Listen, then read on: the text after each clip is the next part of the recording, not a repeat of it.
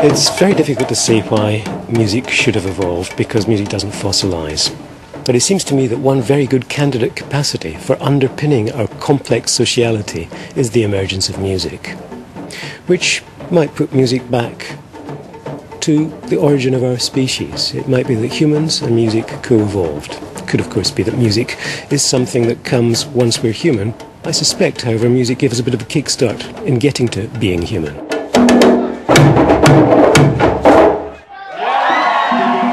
Are we the only species that is musical? Are humans uniquely musical? I think the answer is yes. People certainly would claim that we're the only linguistic species. And I think that we are the only musical species as well, and I'm not alone in claiming this. Other animals certainly make beautiful and complicated sounds, bird songs, whale songs, and so forth. But they don't have the characteristics that we think of as music, because they tend to be produced in very specific contexts for very specific purposes.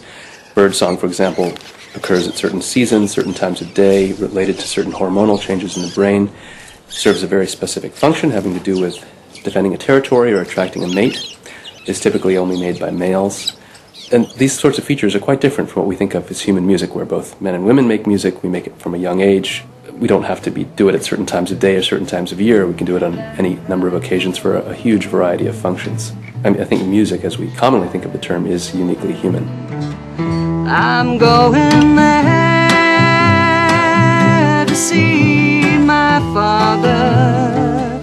He said he'd meet me when I come. A great deal of the neuroimaging data shows that human beings are musical, able to respond to the music of their culture, even if they've not studied music very seriously. Anthropologically, we know that all human beings in all societies all over the world, in any time and place that we know anything at all about, have engaged in artistic behaviors in general and music behaviors specifically.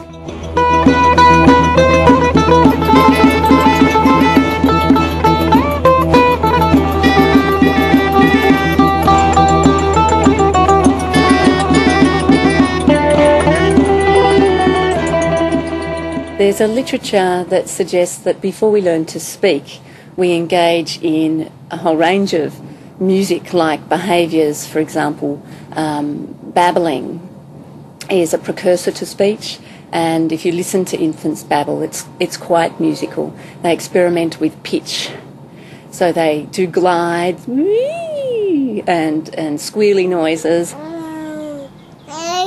just like the skill of language that we all develop from a young age.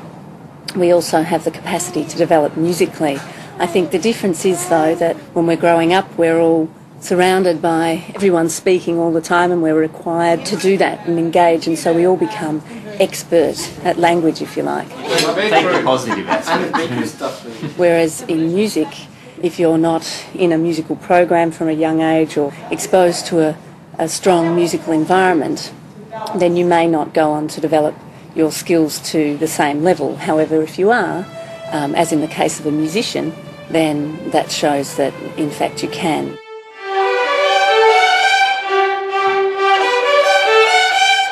It's very clear, if you look at a population, that some people are very good at some aspect of music, be it performance or composition or singing or whatever, and some people are very bad. So there's clearly a very great difference in achievement within a population. And the question really is, what causes that?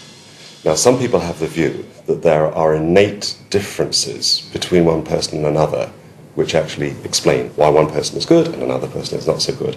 And that innate difference has been called talent. And it's held to be something which you're born with, doesn't really alter. Of course, it can be helped by development, but basically you either have it or you don't. So according to this view, there are two kinds of people in the world: the innately talented, which is a small minority, and the rest, which is untalented. And the question really is, does science actually provide any evidence to support that view?